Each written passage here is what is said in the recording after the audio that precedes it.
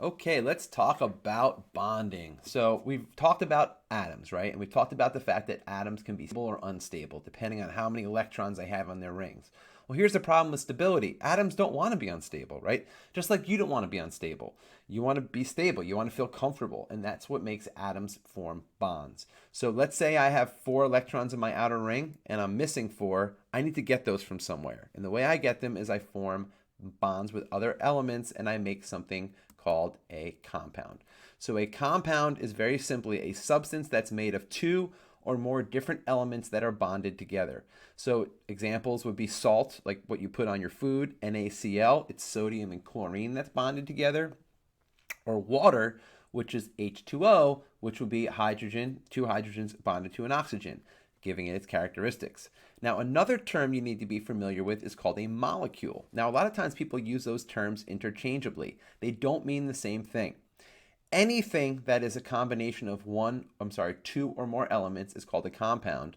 If they're bonded together with something called a covalent bond, which we're going to talk about today, that would be a molecule. So a molecule is an element combined to another element through a covalent bond. So molecules are compounds, but compounds are not always molecules. A molecule just means that these bonds are held together by covalent bonds, which are very strong. We're held together by covalent bonds, which is why we don't melt in the rain.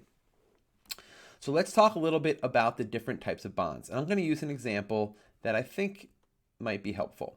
Let's say we were in the classroom right now, or let's say we're not in the classroom, you're at home, and the doorbell rings, and there's a pizza guy there. And when he opened the door, there's a pizza box. And in that pizza box, you have a pizza, right? And a pizza has 8 slices. Now, that's ideal. In order to have a full pizza, you need 8 slices. But let's say some of those pizzas only have 4 slices, okay? And some of those pizzas have 7 slices, okay? This is going to get a little messy, but you'll get the point, okay? So I think that's 7, all right? So 7 slices. Now, how many pieces do you want in your pie? You want 8. That's the magic number. So let's say there's a game where everybody has a pie. Some people have 8 slices and then they're fine. They don't need any more. Some people have 1 slice, right? And some people have 4 slices. Some people have 6 slices. In order to have a full pie, you have one of 2 options. You can either get a slice from somebody else, or you can give up your slices. And if you get rid of them all, then you're also going to be stable because then your ring is empty and you're down to the next ring. And I'll explain that later. So what does that mean? Well, let's say I have a person here with 7 slices. Do they want to get rid of those 7 slices? Is it going to be hard to find 7 more slices? Sure it is. So they're not going to want to get rid of those 7. So they're really going to want to hold on to them. This person over here that only has 1 slice, do they even want that slice? No, because if they can get rid of that slice and give it to this person, they get a whole new pie. And that's how the game works. If you get rid of all your slices, you get a whole new pie. So somebody with 7 slices is going to really want a full pie, and somebody with 1 or 2 slices is going to want to get rid of their slices, so that way they get a whole new pie themselves. So like, for example, if I have 7 or 6 slices, I'm going to have a much better time getting slices from somebody else than if I have, like, for example, 1 slice. It's going to be way harder to get 7. So let's think of that slice example as I go through how this process works. Okay, so the first type of bond is called a covalent bond. Co means with, and valent refers to valence, and the valence shell is the outer shell of an electron. So, for example, if I have an atom with, 6 electrons, there would be 2 in the first ring and 4 in the second ring. That would be its valence shell. So a covalent bond is formed when you share electrons. So covalent, think with, together, share. It's when 2 atoms share electrons. An example will be water, H2O. This is an extremely strong bond. This bond is not easy to break. And it's always going to be in organic compounds. And in this scenario, they're going to have similar electronegativities. Now, what the heck does electronegativities mean? Well, let's go back to my pizza example. If I have 6 slices, am I going to really want 2 more slices? Sure, right? If I have 7 slices, I really want 1 more slice because I'm almost done. If I have 1 slice or 2 slices, I don't even want my slices because I can just get rid of them and get a whole new pie. Well, that is how atoms work. If an atom only has one or two electrons in its outer shell, it's going to have what's called a low electronegativity. It's the pull on its own electrons. It's how badly it holds on to its electrons. So in a covalent bond, you're going to have two atoms that have similar electronegativities. So two pizzas that both have 4 slices. If I have 4 slices, do I really want to get rid of my slices? No, right? Because if I get rid of them, I have to find 8 slices. Where if I can find 4 slices, I have a full pie. So in a covalent bond, they're going to have similar electronegativities, and they're going to have strong bonds, and they're going to be in organic compounds. I'm going to go into more detail on this. Don't worry. I'm going to skip this polarity for now, and we're going to go to ionic bonds.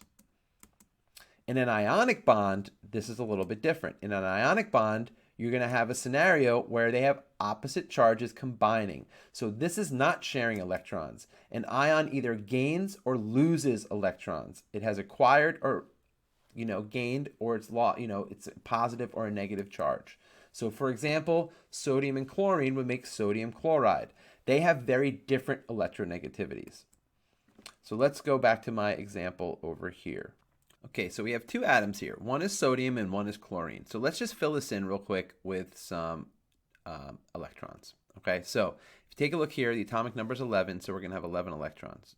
2 in the first ring. That leaves us with 8 in the second ring, right, which gives us 10, and then that leaves us with 1 in the outside ring, right? And now we have chlorine, which has 17 electrons. So 2 in the first ring, 8 in the second ring.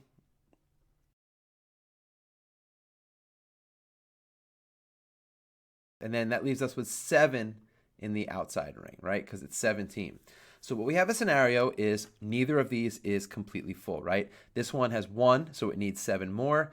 This one has 7, so it needs 1 more. So what's the easiest option here to make everybody happy? So think of your pizza example. If I have 7 slices and you have 1, you want to get rid of your slice because then you have an outside shell that's full, and I want to gain your slice. So what happens is this electron leaves and comes over here. And what you end up with is that electron's gone. So now this has 8 in its outer shell. It's happy, right? It's got a full shell.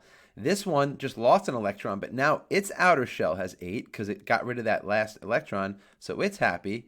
And we have both happy. So what ends up happening is this one lost an electron, so it gains a +1 charge because now it has 1 less electron. This one gained an electron, so it has a -1 charge. Well, if I have a positive and negative, which are near each other, what they're going to do is they're going to attract, and you're going to get a scenario where those two are going to get very close to each other, and they're going to form what is called an ionic bond.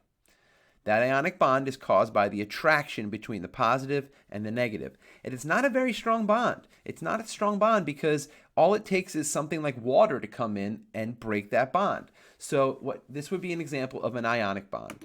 Let's do a covalent bond. All right, let's erase this.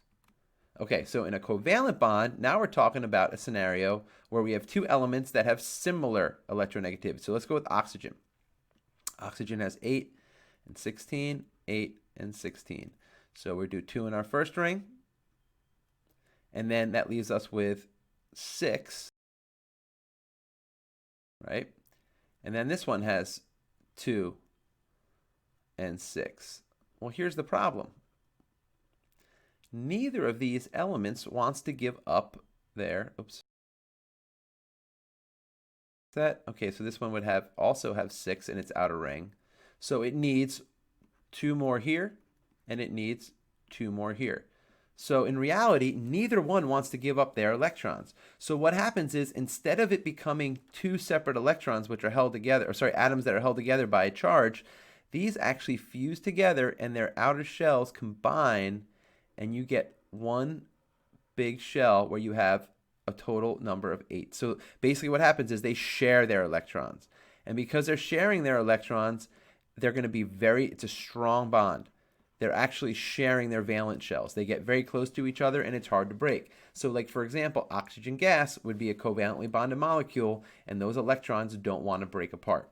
So this would be an example of a very strong bond, and they don't want to give up their electrons because they have high electronegativities. Thank you.